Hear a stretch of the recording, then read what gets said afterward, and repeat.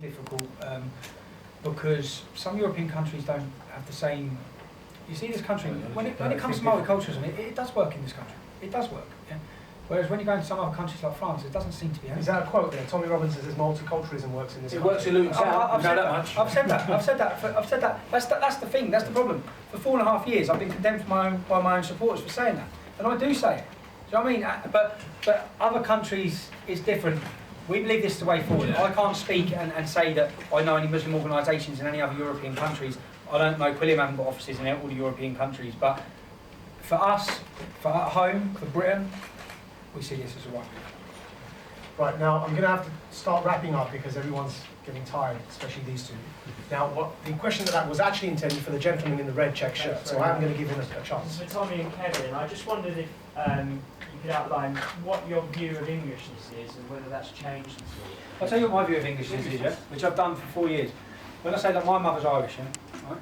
I'm a lad born in Luton Town, he's a lad born in Essex. Yeah? I'm English, he's English. That's my view of Englishness, and that's not changed because I've held my hand up with was going to sing at the time, a Sikh lad, and said, this man is as English as me. Yeah? And what would be great is if Muslims were calling themselves English in this country.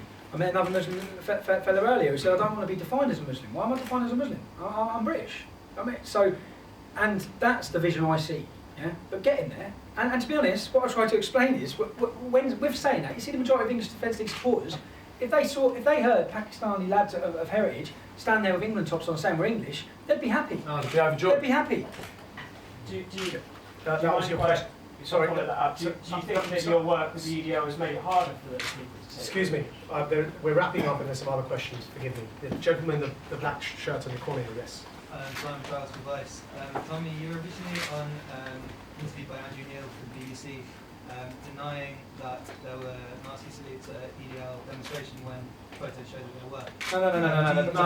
No. Do you now like, That's incorrect. Wait, let's hear his question. What's your question?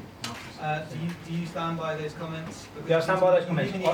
I completely stand by those comments. What those photos were picture manipulation. What I actually done to Andrew Neil later that night was I tweeted him a picture of himself doing a Nazi salute, from where he's raised his arm at some point. Someone took a photo. Yeah. Now, whilst we've been on the street at English Defence League demonstrations, we've had physical battles with Combat In, we've had physical battles with neo-Nazis. A lot of the press always report about my criminal record. They don't report that one of my convictions is for physically battling with fascist Nazis. Yeah? So when we're on the street, and after Lee Rigby brought a new influx in again, but when we've been on the street, those elements don't turn up, because when it gets physical, the English Defence League support will support us. Yeah?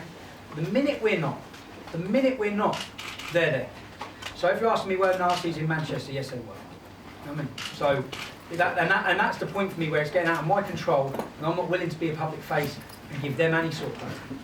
So we're going to take the last question, and then we're going to wrap up. So thank you for your patience, and this will be the last question. And then we'll ask for anyone on the table at the front here to offer their concluding thoughts and remarks before we close.